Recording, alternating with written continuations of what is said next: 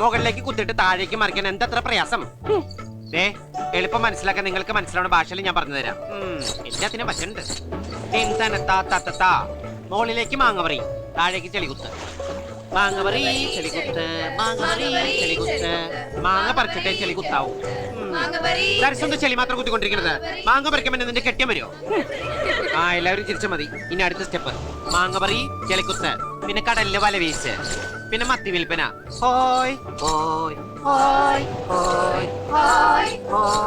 അങ്ങനെ ഇടയ്ക്കിടയ്ക്ക് ഒരു ഹോയ് വിടുന്നത് വളരെ നല്ലതാ. അതാരാ അങ്ങനെ ഒരു ഹോയ് വിട്ടത്? രമണി, നീയാണോ ഹോയ് വിട്ടത്?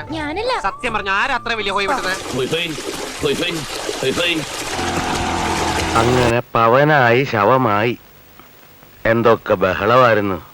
മലപ്പുറം കത്തി, മെഷീൻ ഗണ്ണ്, ബോംബ്, ഒലക്കര മൂട്, വെട്ടിയിട്ട വായത്തണ്ട് പോലെ കിടക്കണ കിടപ്പ് കണ്ട